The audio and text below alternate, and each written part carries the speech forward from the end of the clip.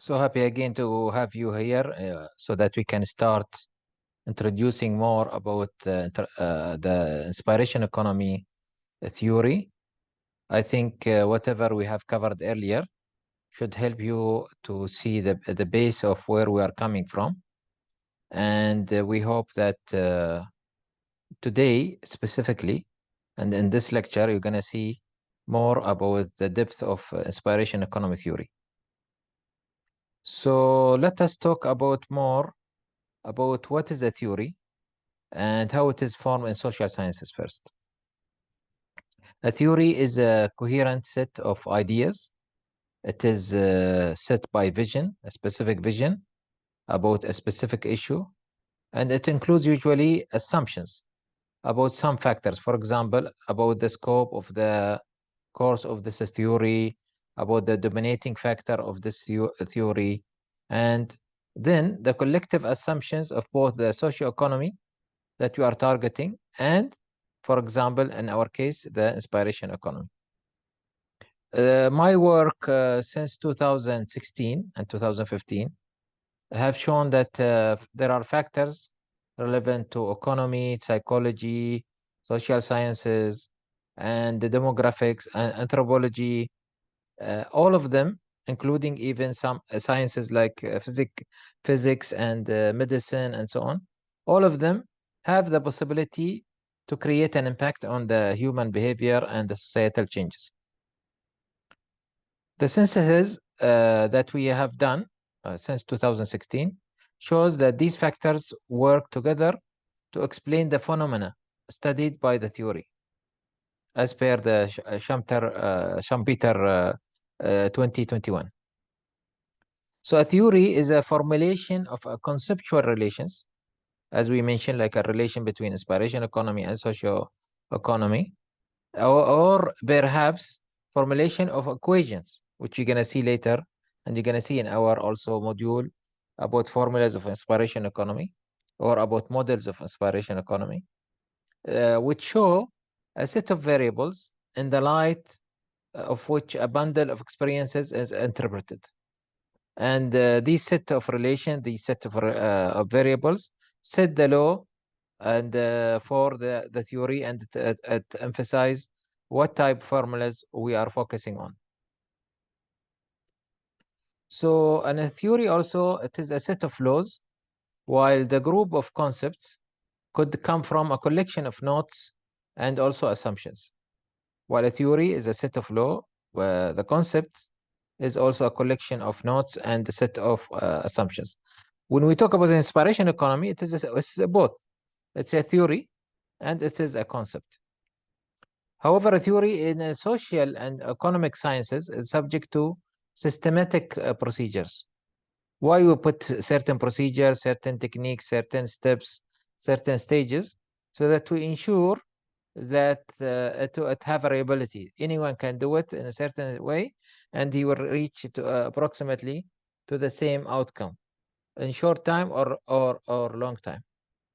Now, the other thing is that a theory can help to contribute to reaching certain conclusions. Okay, now the theory explain the results that are reached through the curriculum, and thus builds a human capacity to generalize the necessary experience as mentioned earlier. So through theory, we can reach to a certain curriculum, and we develop that curriculum like we are doing now in our postgraduate studies. And also we can build the human capacity. It is very important that we understand why theories are important in social sciences, because social sciences is not a rigid science, it is a dynamic science, and it changes over time. Always theories will lead to hypothesis. Hypothesis will lead to research and observation, and so on. And once we generate and refine based on the field and empirical studies and so on, we can build up the theory again or update the theory again. So theory, it is an integrated set of principles that organizes and predicts the observations. Through theories, we can organize our observations, and also we can predict certain observation that going to come. A hypothesis, we are talking about a testable prediction. So we hypothesize something so that we predict that it might happen in this way.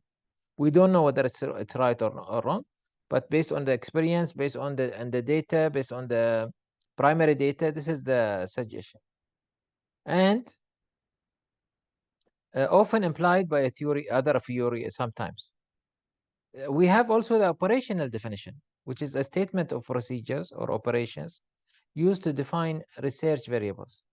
Example, intelligence might be operationally defined as what an intelligence test measures. This is an example. When we talk about intelligence, what are the construct of this intelligence? So a theory also have a specific hypothesis which are derived from the field, and this is what happened in our case in inspiration economy, or based on deep observation, which is again based on our observation throughout our journey in more than 29 countries. We came with these theories. Based on the results or outcomes obtained, the theory is revised and the new hypotheses are formulated. So theory is require a replicated or repetition of the research or the field studies. So it is like, again, replication or repetition of the research and the field studies. And it is the construct or what makes the essence of the theory. Because at the end of the day, you want to generalize the theory. So it have to be possible to replicate certain constructs so that you come out with certain outcome. When we go back to the reason of creation of inspiration economy, we could say there are continuous failures around the world and increasing trend of crisis in capitalist-based economy, in capital-based economy, specifically when it should address the socio-economic needs. There is rise of democratic economies, which are freed from the control of capitalism, including the knowledge economy.